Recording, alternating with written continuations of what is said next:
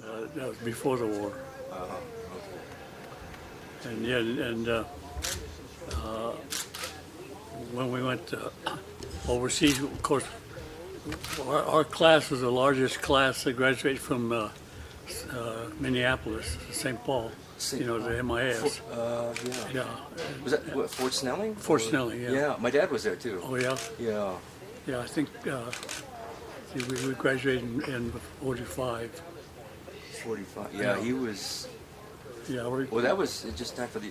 well, we graduated right after the bomb dropped.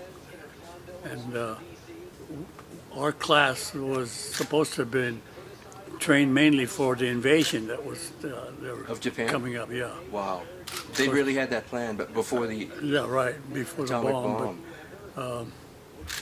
But we just had shipped out to go to the Philippines the day before or the day after they signed the Declaration of Peace, the peace treaty on the Missouri. Wow. Yeah. And so we ended up in the Philippines, and then from the Philippines we went to Tokyo, and then we got assigned all over the country from there. Oh. And I happened to get assigned to the USPAS, Where was it? United States. It was. I think there was about a dozen different teams that went around the country. And they had the same questions, to ask in the same order and stuff like that, to try to get the Who'd you ask? well, they're mainly talking about how that strategic bombing affected the morale. That's what they were trying to figure out. You know, the Japanese U.S. spent a lot of money, bombing Japan, Yeah. and same way with bombing Europe and all that. And of course, they were trying to find out how effective that was on the morale of the people and so on. And so we went around asking people, and I happened to get assigned to. There were half a dozen of us that got assigned to the team that went to Hiroshima. Oh.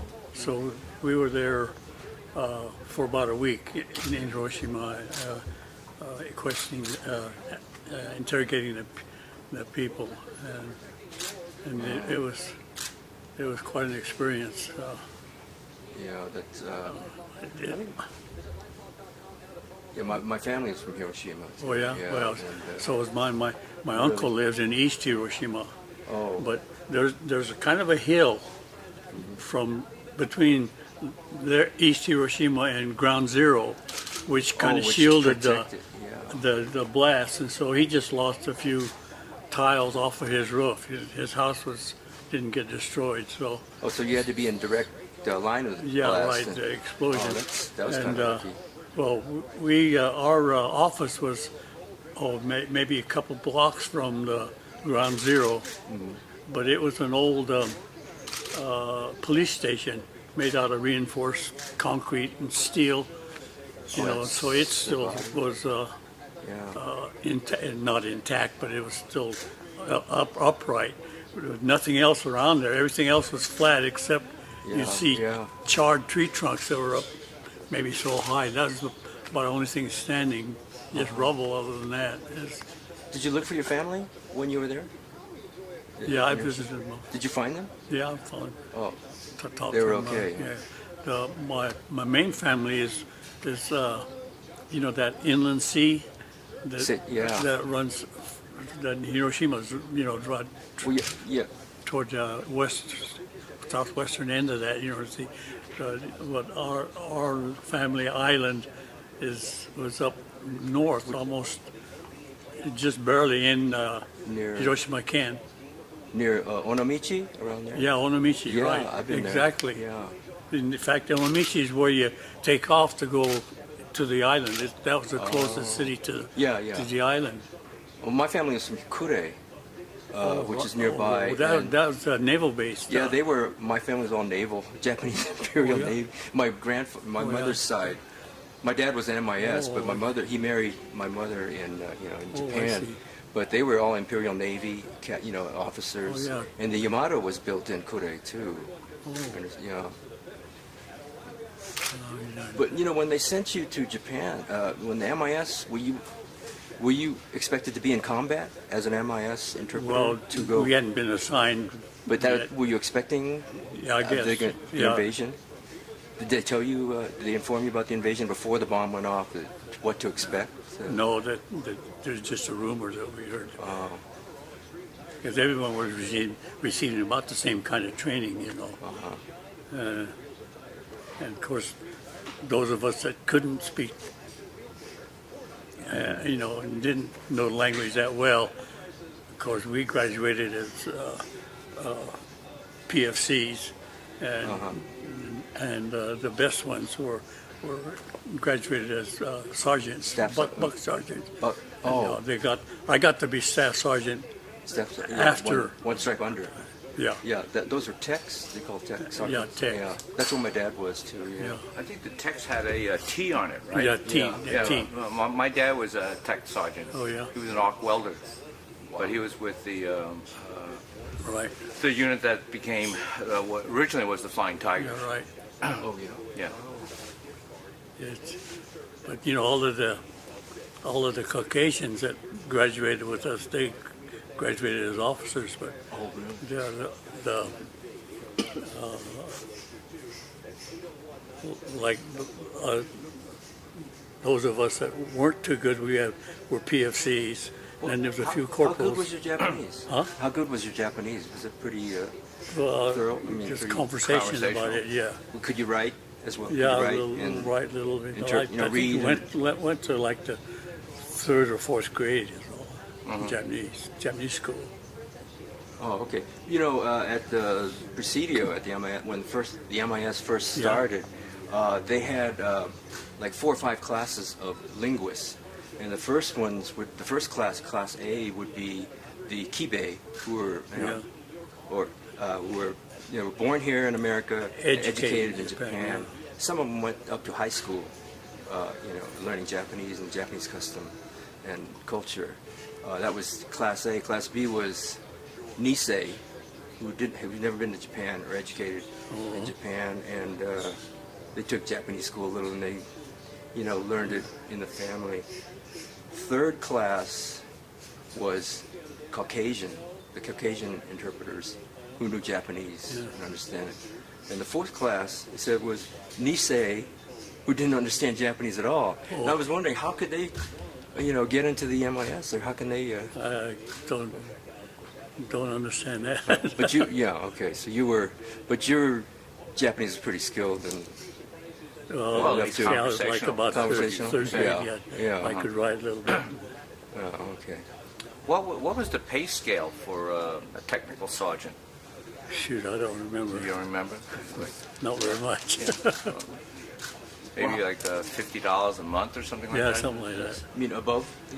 No, it was just $50 a month. Really? Yeah. Yeah, it was just Yeah, a little... well, pay was pretty little. The GI Bill, what do we get? $75. Wow. Well, what about combat? Do you get combat pay? Well, no, of course, the war was over by the time we got over there. So, How long did you stay in the occupation in Japan? 9 months, something like that. So then you went back stateside? Came back. Yeah. Two. Well, it came back. We all came back separately because we'd come back to get separated. To get out of the service, Yeah. and so you were shipped back according to the days that you were drafted. Kind of like when your 2 years were up, and so 2 years after I signed up is when I came back, and I came back with it's really a small world. Just last month they had that big gala down in L.A. for the 442. no Oh. to raise money for the museum. Oh yeah, Japanese American. Canon. Yeah. Japanese American National Yeah, Museum. yeah, right. And on the program was this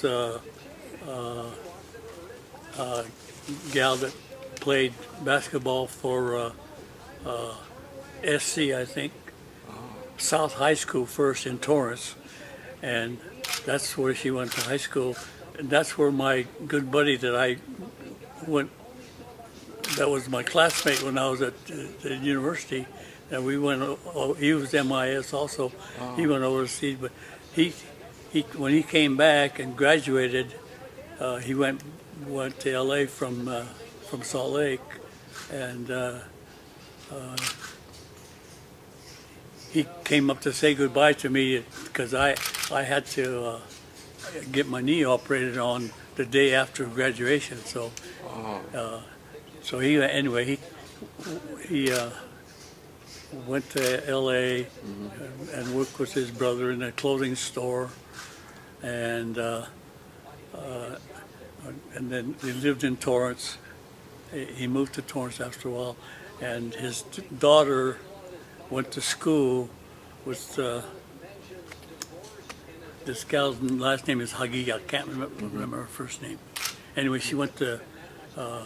She was a queen of Nisei Week last year, or year yeah? before, and she was the first Japanese American to play in the WNBA.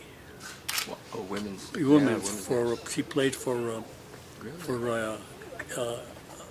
LA. I don't remember the name of their team. She didn't play very long, but anyways, and she was on the program last month with me, and but her grandfather's brother is the guy that went to MIS with me with these other guys, and he's the only one that came back on the same ship with me. And he lived in Chicago, and so when I went to the Knicks, and on the way coming home, I stopped in Chicago and stayed with him one night. But his name is Hagia, Stan Hagia. So it's really a small world. It's not his granddaughter, but his brother's granddaughter is this Hagia that was on the same program with me down there. So it's That was quite a reunion. yes, yeah, small world. Yeah. You just